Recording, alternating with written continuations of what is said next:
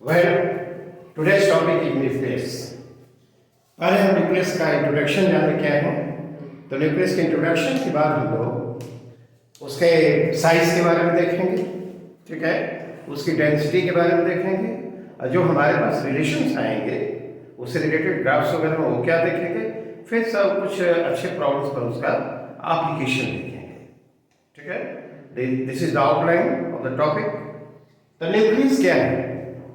Nucleus atom के भीतर एक टाइनी स्पेस है जिसमें न्यूक्लियस का टोटल पॉजिटिव चार्ज कंसंट्रेटेड होता है और उसमें nearly the total mass of the atom is concentrated.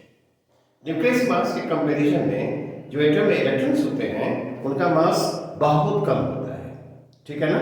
इसीलिए हम कह रहे हैं कि nearly total mass of the atom is concentrated. उस टाइनी स्पेस को ही हम लोग क्या कहते हैं? न्यूक्लियस कहते हैं। न्यूक्लियस के जो कॉन्स्टिट्यूएंट पार्टिकल्स कौन कौन है? Protons and neutrons. A nucleus is constituted of two particles, है ना, called protons and neutrons. Collectively they are known as nucleons, ठीक। प्रोटॉन जो होता है उस पर चार्ज कैसा होता है? पॉजिटिव चार्ज है, और न्यूट्रॉन पर चार्ज नहीं होता है। न्यूट्रॉन्स है नो चार्ज। दोनों न्यूट्रॉन और प्रोटॉन का मास जो होता है नियरली इक्वल होता है, लेकिन न्यूट्रॉन का मास प्रोटॉन के मास से स्लाइटली ग्रेटर होता है, स्लाइटली लार्जर। दोनों ही हाफ स्पिन पार्टिकल्स हैं। हाफ स्पिन स्पिन जो होता है that is related to the angular momentum of a particle, okay. Nucleus के भीतर जो प्रोटॉन्स का नंबर है उसको हम लोग चार्ज नंबर कहते हैं, और चार्ज नंबर को हम किस चीज से डिनोट करते हैं? जेड से डिनोट करते हैं, ठीक है ना। और number of nucleons in A nucleus is called mass number, and mass number is denoted by A, capital A, ठीक है ना। कैपिटल A से डिनोट करते हैं मास नंबर को। मास नंबर है क्या? This is the number of nucleons in A nucleus, right. Nucleus के भीतर न्यूट्रॉन्स के नंबर को यदि n से डिनोट किया जाए तो A will be equal to A minus Z। Symbolically nucleus को इस तरह से हम लोग रिप्रेजेंट करते हैं X A Z। जहां न्यूक्लियस को रिप्रेजेंट करना होगा हम ऐसे दिखाएंगे। This is the introduction of a nucleus. क्या होता है? अब जरा दूसरे पॉइंट पर बात करते हैं कि न्यूक्लियस का साइज वह कैसा होता है, ठीक है ना। The size of nucleus. I think this introduction is clear.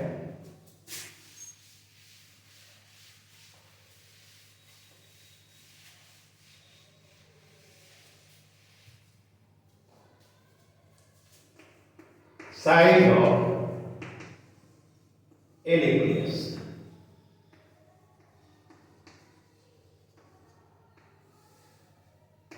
देखो न्यूक्लियस का जो शेप होता है एज्यूम कर लिया जाता है दिस इज स्फेरिकल, ठीक है। Shape of nucleus is spherical. इसका रेडियस क्या है? ये r इज द रेडियस, ठीक है ना। और mass number of the nucleus, number of the nucleus, यह A है, ठीक है ना। आप देखो तो it is assumed that the shape of the nucleus is spherical। it is assumed that shape of a nucleus is spherical। आप देखो रेडियस इसका क्या है? Radius is equal to r। इसका वॉल्यूम कितना होगा? वॉल्यूम भी लिखना होगा तो 4/3 पाई r, ओके। आप देखो न्यूक्लियस का जो वॉल्यूम होता है that is proportional to the mass number. उसमें न्यूक्लियस का नंबर जितना ही ज्यादा होगा उस न्यूक्लियस का वॉल्यूम भी उतना ही ज्यादा होगा। तो volume of nucleus is proportional to the mass number, ठीक।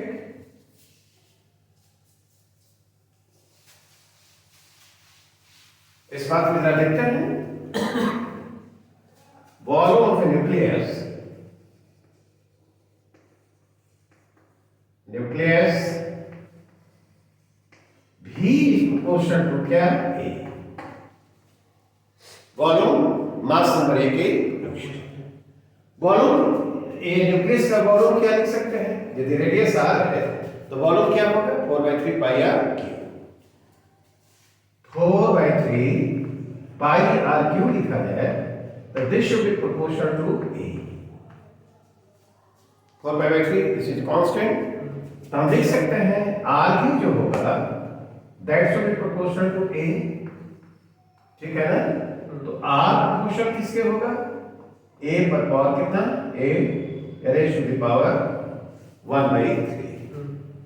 ठीक, इस प्रोपोर्शनलिटी को इक्वलिटी में यदि बदला जाए तो हम लिखेंगे r is equal to r not A to the power क्या 1/3।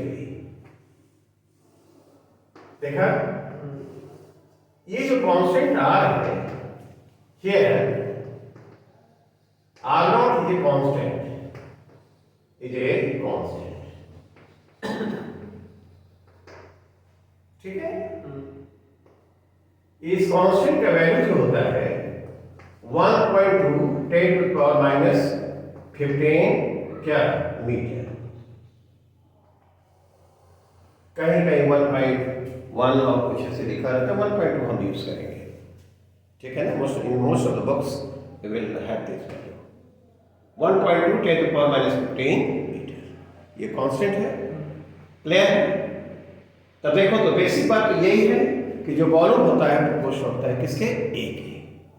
ठीक, और उस तरह से हमने पाया कि न्यूक्लियस का जो रेडियस है वह A/3 r नॉट या A टू द पावर 1/3 होगा। ओके, अब जैसे हम तुमको यहां पर एक ग्राफ प्लॉट करने के लिए ln A को इस पर प्लॉट किया गया है। ठीक है, और ln r/r0 को इस पर प्लॉट किया गया है। तो क्या करोगे? बोलो, क्या हम इसको लिख सकते हैं r/r0 लिखा जाए तो this will be equal to A raise to power 1/3। क्यों? दोनों पर लॉग लिया जाए तो ln r/r0 नहीं, this is equal to ln और A पर पावर कितना? 1/3। तो ये 1/3 यहाँ पर ऐसे लिख सकते हैं लोग। क्या यह लिखा जाएगा? You will get a straight line passing through the origin। क्या हम लोग ऐसा प्लॉट करें तो get straight line like this, और जो ये स्लोप आएगा इसका थीटा, तो tan थीटा कितना होगा? That is equal to 1/3। क्या ऐसा कर सकते हैं? अब इस रिजल्ट को हम लोग यूज करेंगे।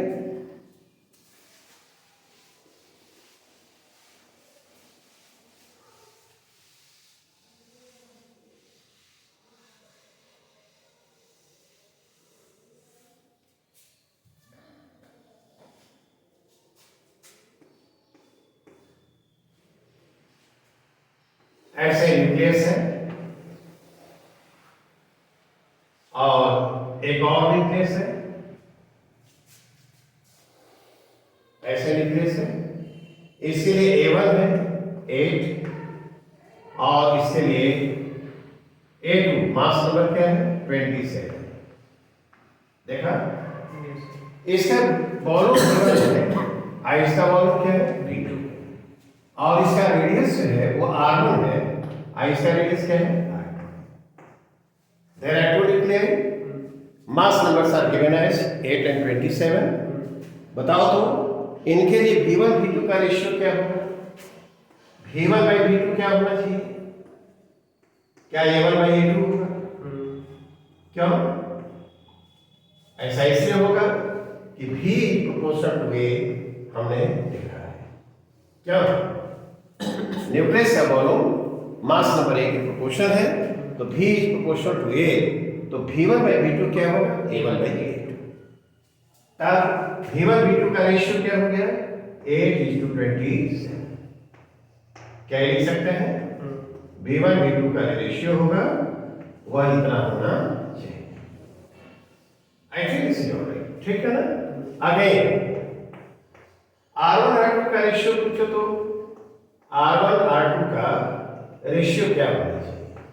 क्या A1 by A2 और रेशियो की पावर क्या होगा 1/3। क्या रिलेशन लिखा था हम लोगों ने? R is equal to R0 A ratio की पावर 1/3। तो बताओ A1 कितना है 8 आइए क्या है 27 और इसका पावर कितना 1/3। क्या यह 2/3 होना चाहिए? नहीं, 8 का क्यूब रूट 2 हो गया 27 का। तो R1 R2 का जो रेशियो होगा यह होना चाहिए।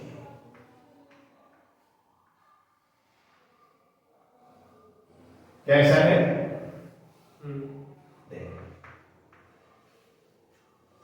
इस पर ये जो रिलेशन आया है इस पर एक और छोटा सा प्रॉब्लम देखते हैं, ठीक है ना।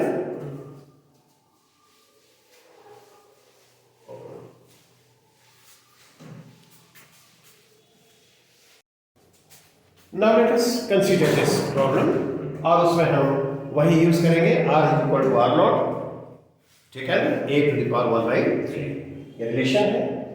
ये हीलियम न्यूक्लियस है और ये कोई दिया हुआ न्यूक्लियस है और इस न्यूक्लियस के लिए जो नंबर ऑफ न्यूट्रॉन्स है उसमें वह 30 दिया हुआ है, ठीक है ना। और कह रहा है कि हीलियम का रेडियस और ये जो न्यूक्लियस है उसके रेडियस का जो इसके पहले इस न्यूक्लियस का और हीलियम के रेडियाई का जो रेशियो है 14:1/3 है, ठीक है ना। तो पूछता है कि ये जो न्यूक्लियस है उसका चार्ज नंबर क्या होना चाहिए, ठीक है। ये रिलेशन है, देखो R1 किसके लिए रेडियस है हीलियम के न्यूक्लियस के लिए, R2 क्या है इसके लिए, R2 R1 का रेशियो क्या है 14:1/3 और इस न्यूक्लियस में नंबर ऑफ न्यूट्रॉन्स क्या है 30 है। हमको क्या निकालना है नंबर ऑफ प्रोटॉन्स जिसे हम चार्ज नंबर कहते हैं, ठीक। तो आप बताओ तो क्या होना चाहिए R2 by R1, R2 by R1 ये क्या दिया है 14 हाँ ये होना चाहिए A2 by A1 अरे क्या होगा भाई क्या इसके रेडियस का जो रेशियो है ना, इसके और इसके मास नंबर्स के रेशियो का रेशियो पावर 1/3 होना चाहिए। देखो तो R2 by R1 क्या दिया है 14 क्या 1/3 है, इसलिए A2 by A1 क्या हो जाएगा दिस इज इक्वल टू 14। तो A2 जो होगा वह क्या होगा 14 A1 नहीं इसके लिए मास नंबर जो होगा वह 14 into A1 होगा। A1 क्या है mass number of helium nucleus, helium nucleus के लिए मास नंबर क्या होता है 4। In that nucleus there are 2 protons and 2 neutrons, mass number है 4। तो क्या यह 14 I/4 होना चाहिए, क्या यह 56 होगा, इज इट ऑलराइट। A2 46 हो गया, अब उसमें न्यूट्रॉन्स का नंबर दिया हुआ 30, तो बताओ तो N2 हम लिखेंगे तो क्या लिखा था A2 और माइनस Z2 क्या ये होगा, तो N2 कितना दिया है 30 नंबर ऑफ न्यूट्रॉन्स और A2 पाया कितना 56 और क्या निकालना है Z2, तो Z2 जो आया वह कितना हो गया 26 नहीं। यह जो न्यूक्लियस है इसके लिए चार्ज नंबर या एटॉमिक नंबर होगा वह 26 हो गया। This gives the number of the protons in the nucleus. क्या रिलेशन का हम लोगों ने यूज कर लिया, okay. Now let us consider another point density of a nucleus, ठीक है।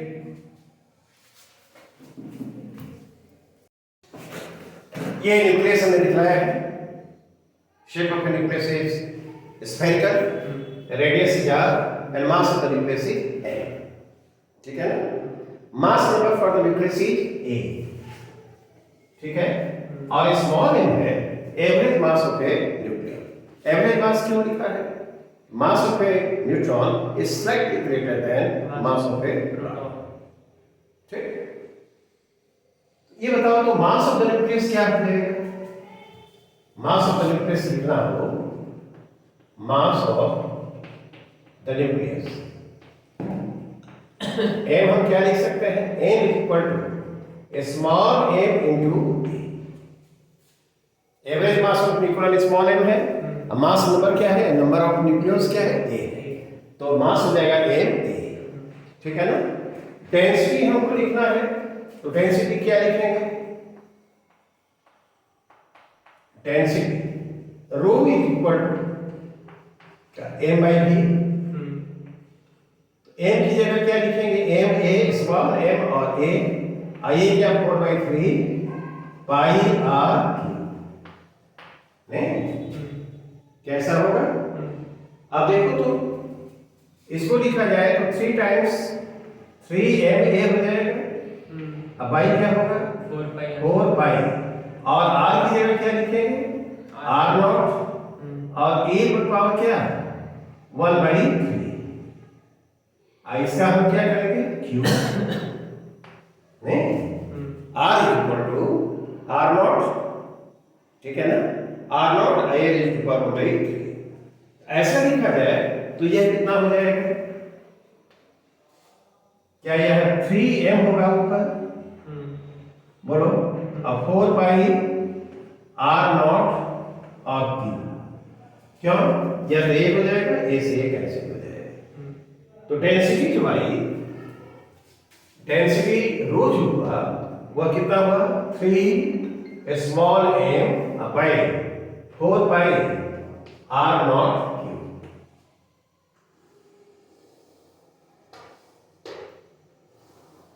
ठीक है ना? तो देखो तो average mass of the nucleon r not, ये सब कांस्टेंट है ना? जब कांस्टेंट है तो जो रो होगा वो क्या होगा? कांस्टेंट होना चाहिए। तो नेचर में जितने न्यूक्लियाई हैं आर है क्या? द सेम डेंसिटी और इक्वल डेंसिटी। ये कांस्टेंट है। This is a constant quantity.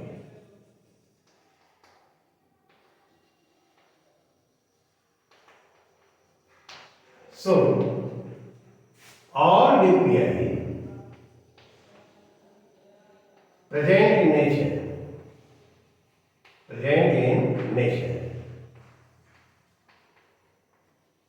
have क्या? equal density।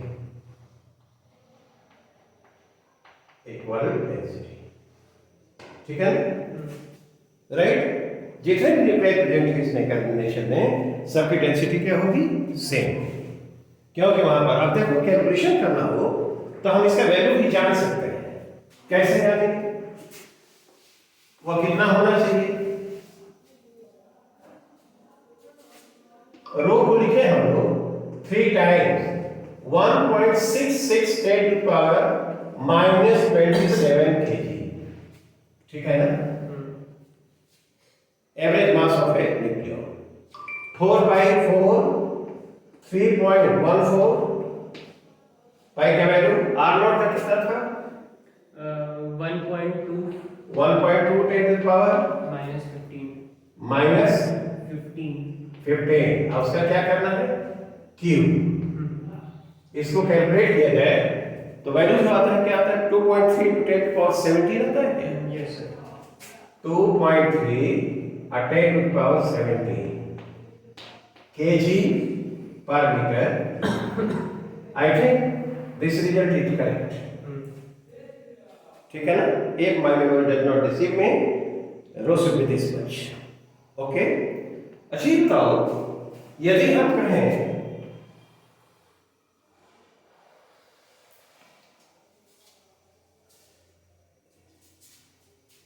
डेंसिटी रो को इस पर कैलकुलेट करो, मास नंबर को इस पर कैलकुलेट करो, प्लॉट करेंगे, है ना? एक्स एक्सिस पर मास नंबर को प्लॉट किया जाए और वाई एक्सिस पर क्या? रो प्रोडक्ट किया जाए तो you will get straight line. कैसा होना चाहिए? ये you will get straight line like this, है ना। यह शो करता है कि देखो density of a nucleus is independent of its mass number पर डिपेंड नहीं करता है, ठीक है ना। हमारा ये कंक्लूजन है इसमें। क्या कंक्लूजन है? Density of a nucleus is independent of its mass number. Is it all right? ठीक है ना। तो if rho is plotted against A, you will get a straight line parallel to the A ordinate. क्या? These are the basic informations about a nucleus. ठीक है ना। अब और जो हम लोग देखा है अगले लेक्चर में देखेंगे कि जो हमने पाया है क्या, we want to do some more problems. Okay, and that's all for today. Thank you.